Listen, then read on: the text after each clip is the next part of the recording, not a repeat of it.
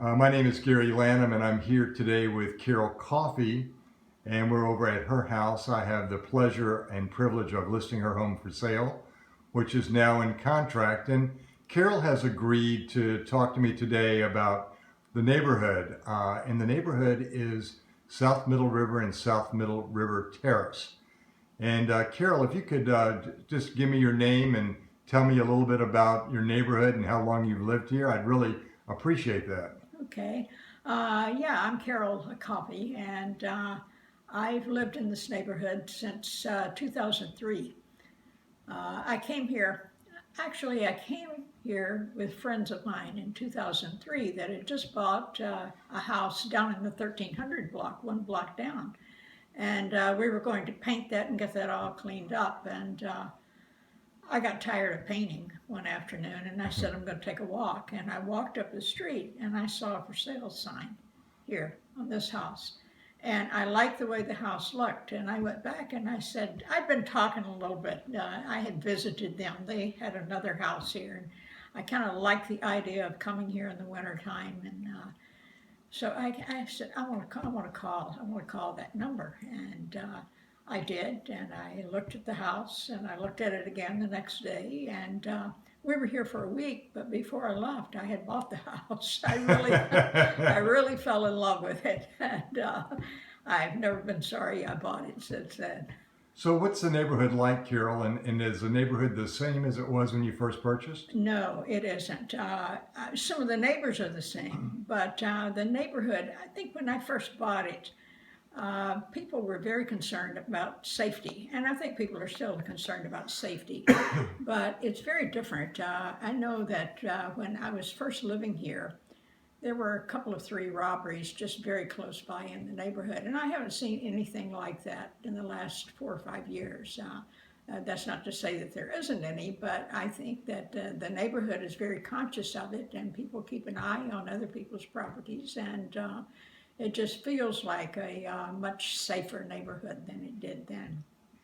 I know that when I've come over to show your house and when we got it ready to list it, neighbors would come up to me and talk to me. There was a young man named Chris would come up and talk to me and say, in fact, when I'd come back to show the house, he'd say, somebody was trying looking in the windows. I made sure that they weren't here. So is that the kind of neighborhood you expect that you knew that you had here? Yes, I'm aware of that. Actually, it's a very funny situation that took place one night. Sometimes I get forgetful, and I had come home and unloaded a bunch of stuff out of my car. It was parked in the driveway, and I left the door to the car open on the driver's side, which is away from the house. And I went ahead about my business and had no idea the door was open. And for some reason or another, about 20 minutes later, I went to the window and I looked out, and there was this guy, Chris, as it turns out, that you were talking about, along with my next door neighbor. And they were standing there looking in the car. And so I sort of yelled out the window and I said, well, what's the problem? And they just sort of stood there, and it turns out that they thought somebody had gotten in my house, and they were ready to come and rescue me. But I couldn't figure out what was going on. But we got that cleared up, and that was just sort of a nice spin on the neighborhood. The one person that lives next door is he's sort of the godfather of a large Haitian family, and he's brought his children and grandchildren and now great-grandchildren here for a number of years. And then there's Chris that lives down the block a bit. And, this is, people come together and they talk, and they kind of keep an eye on what goes on. That's really nice. It's the old community feel of a neighborhood. Right. So Carol, in terms of proximity and walkability, when you walk the neighborhood, where would you be most likely to walk? Actually, I'm a walker. I do a lot of walking. I walk up into Wilton Manor and look around up there. There are a number of stores I like to look into. If I want to go to a thrift shop, then I walk up there. Or if I want good Thai food, I walk up there. And I walk to the DQ. They have a DQ. The Dairy Queen. Dairy Queen. I love the Dairy Queen. And I went there the other day, and they said, okay, if you bring this coupon back within a week, we'll give you a free treat. So, they're always doing things like that. So I do that. I walk, actually, I take longer walks, and I go to the French Bakery, which is down on Federal Avenue. Croissant time. Yeah, Yes. yeah.